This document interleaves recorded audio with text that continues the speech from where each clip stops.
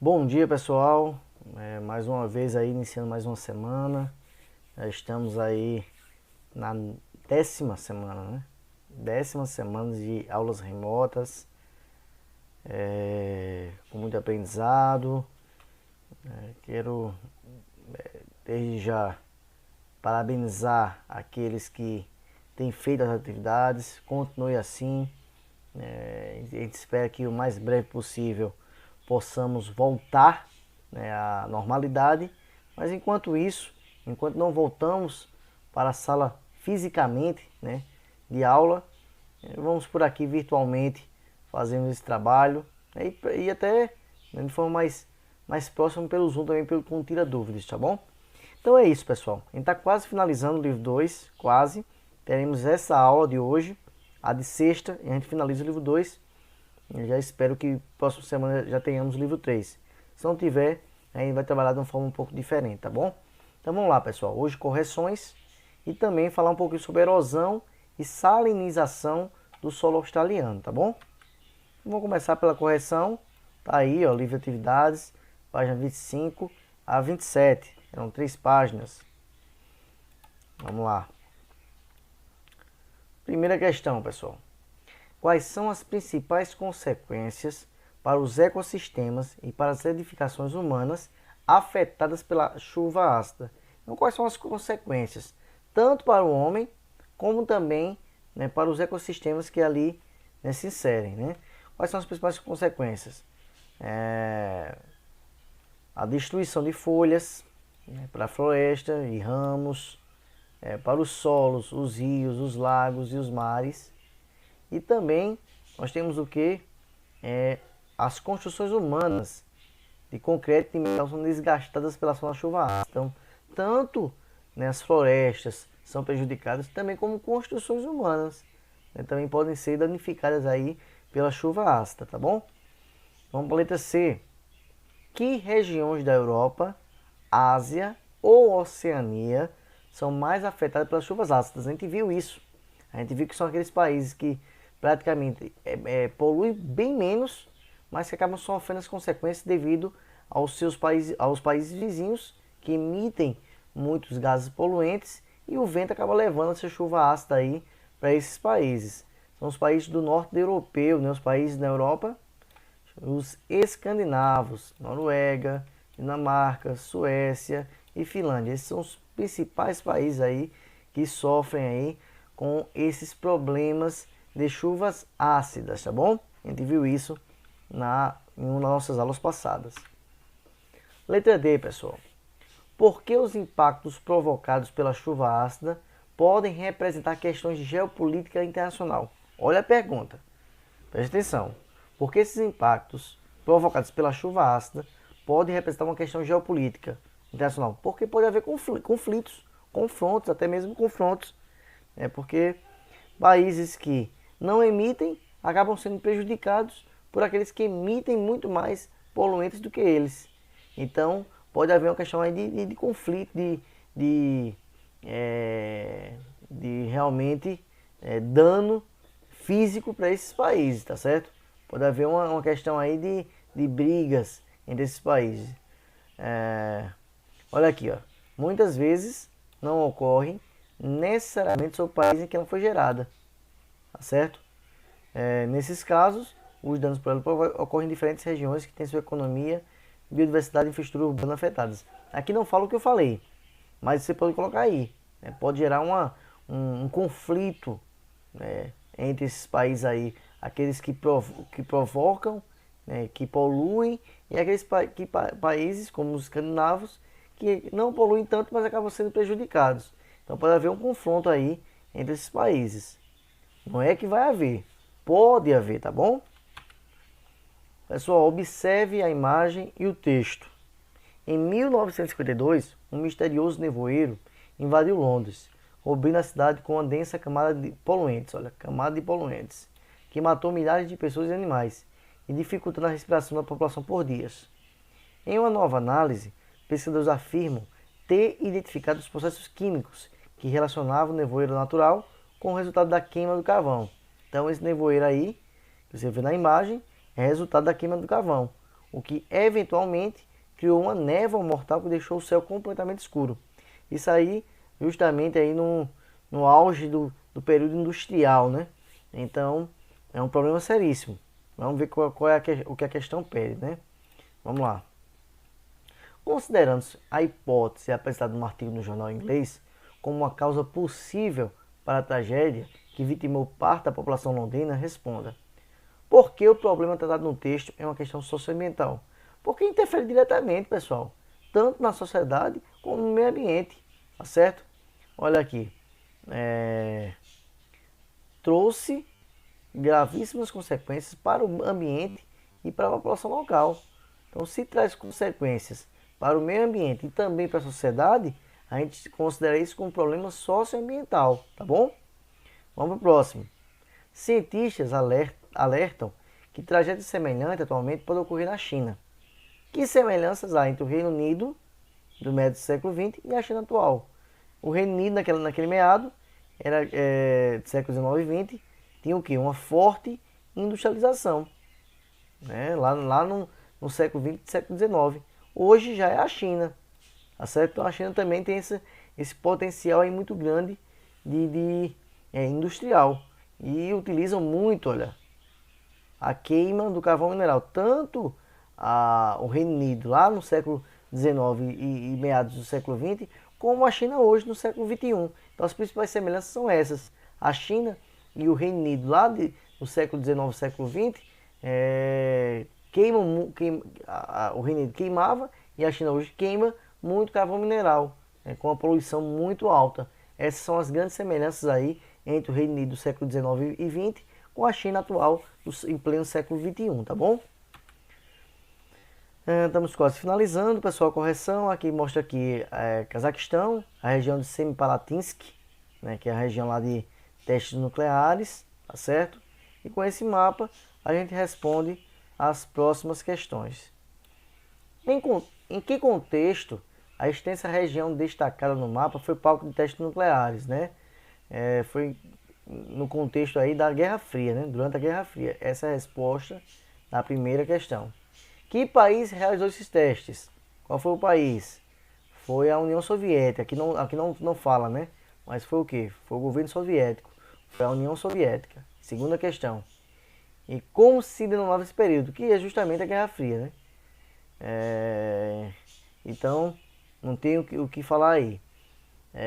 Governo soviético, era a União Soviética, e o período aí era a Guerra Fria. Que consequências tais testes deixaram para a população local na época e mesmo há poucas décadas? Problemas, né? Principalmente problemas de saúde. Alguns acabaram morrendo, outros devido à exposição à radiação, né? Olha aqui. Ficaram expostos à radioatividade gerada pelos testes de armas nucleares em Semipalatinsk. Então, a principal consequência é justamente a exposição. Tanto naquela época como ainda hoje sofrem devido a essa exposição à radioatividade deixada, né, pelos soviéticos através dos testes nucleares. Letra C, pessoal. Que tipo de vegetação foi mais afetada pelos testes nucleares do polígono de Semipalatinsk? Então foi o que? Foi o estepe. A estepe foi a vegetação mais afetada, porque era a mais próxima ali dessa região. Estamos quase finalizando. Sétimo, um exemplo de impacto ambiental causado pela radioatividade se deu em alguns atóis do Pacífico, lá nas Ilhas Marshall. A imagem retrata um aspecto da Guerra Fria. Testes de armas nucleares cada vez mais poderosas entre as superpotências. Que consequências esses testes trazem à vida marinha e terrestre de uma ilha oceânica? Morte das vidas marinhas, a principal consequência, e na vida humana é desemprego. As pessoas vão acabar perdendo aí sua fonte de renda, né, devido à contaminação dos peixes, e até mesmo a morte desses peixes, tá bom? Então, essas são as consequências. Letra B. E para a população do arquipélago, habitantes de ilhas vizinhas e ao local do teste, o que isso representa? Deixa eu ver aqui.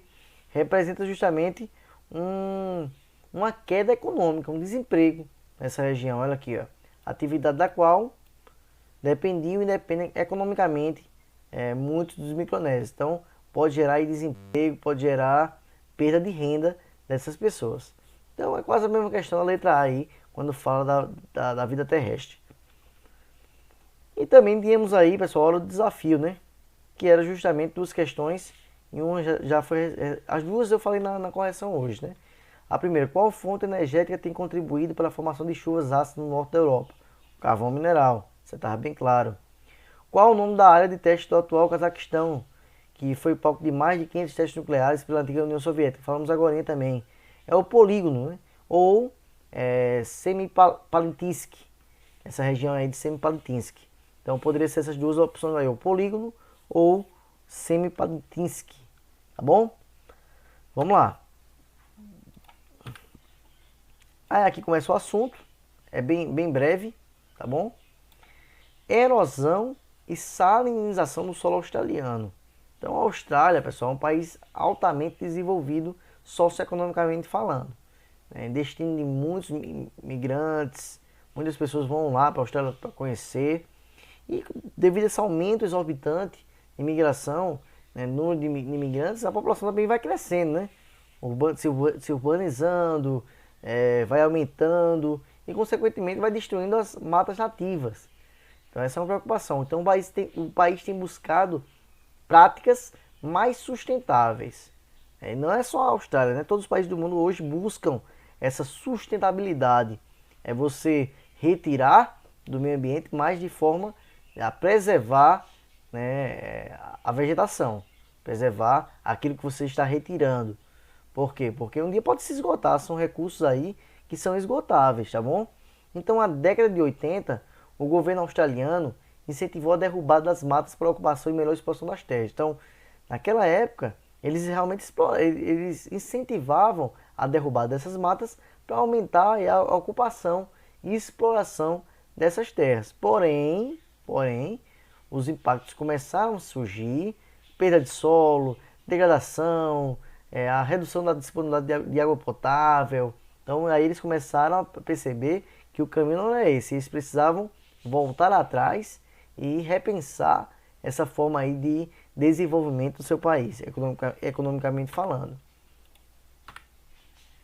Deixa eu ter a minha imagem daqui, só um minutinho, pá, aqui embaixo. A Austrália tem reduzido suas florestas de modo intenso nas últimas décadas. Então, a Austrália reduziu bastante. Não só a Austrália. Aqui no Brasil, por exemplo, na década de 70 e 80, tivemos aí o milagre econômico, né, dos governos militares. Mas, em contrapartida, foi a época que mais se desmatou.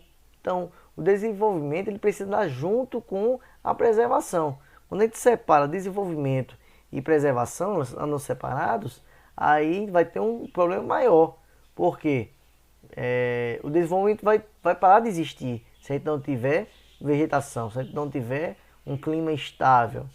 Então, é um problema que o mundo começou a voltar os olhos justamente na década de 70, 80, a preocupação com o meio ambiente se intensificou nos anos 90 e nos anos 2000. Em razão das características climáticas predominantes áridas e semiáridas no território australiano, muitos nutrientes presentes nos solos aráveis se exauriram, ou seja, se esgotaram, tá aqui, ó. Muitos nutrientes dos solos. Ainda no período colonial, já havia esse esgotamento dos solos. Também, recente, né, o uso de fertilizantes também tem comprometido os solos australianos. Então, a necessidade de remover a vegetação nativa para ampliar áreas agrícolas fez o quê? Aumentou processos erosivos provocados por chuvas e ventos. Por quê, professor? Porque as árvores protegem diretamente o solo. Quando a chuva vem, antes de bater diretamente no solo e causar erosão, bate primeiramente nas árvores e cai com menor intensidade no solo, além das raízes protegerem aquele solo. Então, quando você retira as árvores, a vegetação nativa, a vegetação que tem ali, você vai provocar um processo de erosão naquele solo, pelos agentes externos, como ventos e chuvas, né? Outra coisa, Outro fator que vem contribuindo para a perda das camadas superficiais do solo é a pastagem. Então, além do aumento populacional, da demanda de crescimento urbano, além da agricultura, temos também a pecuária, né? A plantação de pastagens aí para criação de animais, principalmente na região semiárida do Outback, no interior da Austrália, tá bom? Outra coisa, além da erosão, existe uma preocupação muito grande na Austrália, que é justamente o teor de sal no solo. Então, se tem um teor de sal altíssimo, o solo vai ficar improdutivo, né? Precisa ter um controle desse sal, principalmente com o avanço das águas do mar. A gente viu na aula anterior que tem avançado bastante as águas do mar, a elevação do nível do mar na Oceania, né? Então é um problema seríssimo. E a Austrália também passa além, né? Quando você retira, irriga, favorece ainda mais a salinização do solo, pois quando ele fica saturado, fica com mais água do que as raízes podem absorver. Então, além da subida do nível dos mares, que contamina esse solo, deixando esse solo com mais quantidade de sal, temos também a irrigação, que favorece ainda mais a salinização do solo. O que é isso? Desertificação. É um processo que está acontecendo na Austrália. No Brasil, nós temos um exemplo como a região semiárida nordestina, tem essa possibilidade aí de virar um deserto. Então, corresponde à degradação da terra, tá certo? As zonas áridas, semiáridas como aqui no Brasil, tá bom? Que aí resulta secas, né? Resultado da influência das variações climáticas e da exploração humana dos ecossistemas frágeis. E temos também, né, os efeitos incluem, quais são os efeitos? Erosão, esterilidade do solo, ou seja, ele fica infértil, né, o solo. E outros exemplos aí, tá bom? Então isso é o processo chamado de desertificação. Causas da degradação do solo. Tem algumas causas aí da degradação do solo, né? A agricultura causa aí a degradação do solo, o desflorestamento e o sobrepasteio. São três fatores aí que acabam aí degradando literalmente o solo, aumentando a erosão, retirando a vegetação, utilizando processos químicos que vão também afetar diretamente o solo. Então são problemas aí que precisa se enfrentar. Pessoal, chegou a hora importante, né? A hora do desafio. A gente termina a aula, foi bem breve o assunto. Semana que vem termina esse assunto, tá certo? Primeira questão, não está na aula, isso aí, mas é sobre a Oceania, tá bom? Você vai pesquisa aí, meta bronca. Qual é a capital do maior país em área da Oceania, tá bom? Então, primeiro você tem que saber qual é o maior país. Achando o maior país, você pesquisa qual é a capital e bota aí, se é a letra A, B, C, D ou E, tá bom? Aí manda pra mim o gabaritozinho, se é a letra A, B, C, D ou E. E outro, né, os dois únicos países considerados desenvolvidos na Oceania. É a letra A, B, C, D ou E. Quais são esses dois países? Ou são mais de dois países, como na letra E fala, né? Na verdade são três, não sei. Vocês vão analisar aí, vão ver quais são os países tidos como desenvolvidos. Eu falei diversas vezes, né? Em algumas aulas, hoje eu não falei, não mencionei sobre desenvolvimento, mas a gente sabe quais são esses países aí. Beleza? Então é isso, né? Terminamos. Temos a atividade de casa também, que é o livro de atividades, página 28 e 29. Então, é para me entregar junto, pessoal. Ah, vou mandar só a hora do desafio. Não, só vou computar se chegar junto aí a hora do desafio com o livro de atividades feito, tá certo? Então, vocês têm até quinta-feira para me entregar. Lembrando que os 5 primeiros, né, que me entregam a atividade junto com a hora do desafio, tem pontuação extra, beleza? Então é isso, pessoal. Fiquem com Deus. Até a próxima. Tchau, tchau.